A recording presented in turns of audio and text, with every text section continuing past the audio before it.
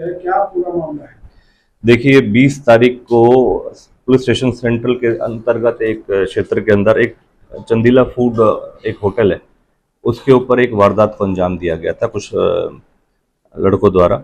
इसमें रोहित, केशव और मुख्य तौर पर ये संदीप उर्फ चेटा, ये मचगर से बिलोंग करते हैं। मचगर गांव है अपने फरीदाबाद में, वहाँ से बिलोंग करते हैं।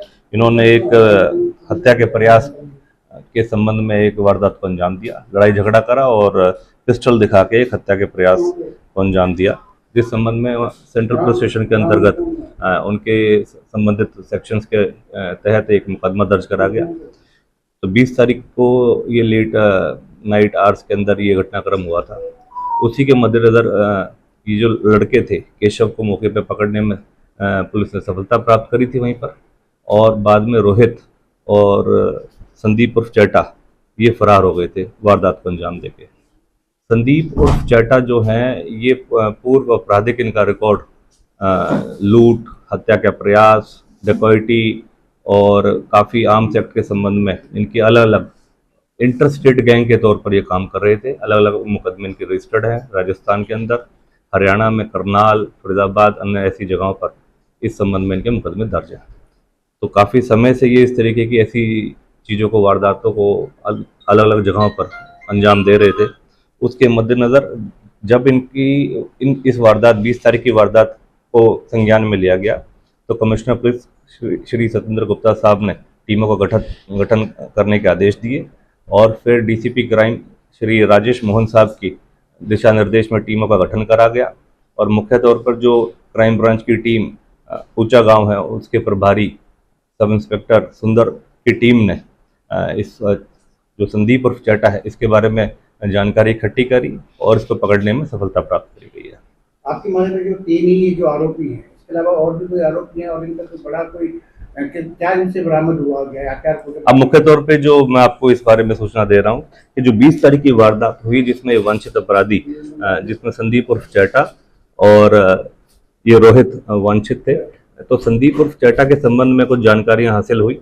उस संबंध में जब जो क्राइम ब्रांच ऊंचा गांव के इंचार्ज और उनकी टीम ने उसको इंटरसेप्ट करा और पकड़ने की जब कोशिश करी, तो उसी दौरान संदीप उर्फ चेटा ने वहाँ मौके से भागने की कोशिश करी और पुलिस पार्टी के ऊपर फायर करा। पुलिस पार्टी पे जब फायर करा गया, तो उसी दौरान रिटेलिएशन में उसको पकड़ने के एवज में जब क्राइम ब्रांच की टीम ने भी उसको पकड़ने की एवज में जब फायर करा, तो वो चोटिल हो गया, गन शॉट इंजरी से चोटिल हुआ, जिसको इलाज के लिए हॉस्पिटलाइज कराया गया है और उसका अभी इलाज चल रहा है। और इस संबंध में एक अन्य उसके खिलाफ भी 307 का जो संबंधित सेक्शन हैं उसके तहत केस रजिस्टर्ड करा गया है। तो अब ये मुख्य तौर पे ये एक गैंग रन कर रहे थे, जिसपे लूट, हत्या का प्रयास और अन्य ऐसे गंभीर आरोप हैं इनके ऊपर, और इस तरीके के मुकदमों में वांछित रहेगा। एसीपी साहब, जिस तरह से आप बता रहे हैं, आए दिन हम देखते हैं कि गोली चल रही है, बदमाश पुलिस पे भी हर क्या नाम है गोली चला रहे हैं। क्या माने, क्या पुलिस का खौफ खत्म हो गया बदमाशों के अंदर से? जिस तरह से पुलिस पे आए दिन जो है मुठभेड़ हो, पुलिस के साथ मुठभेड़ होने का ये मतलब कतई नहीं है कि पुलिस के साथ ही ऐसी वारदातें हो रही हैं। अपनी जान वो भागने की कोशिश करते हैं, उस दौरान इस तरीके की ये हरकत कर बैठते हैं, क्योंकि पुलिस मुस्तैद रहती है।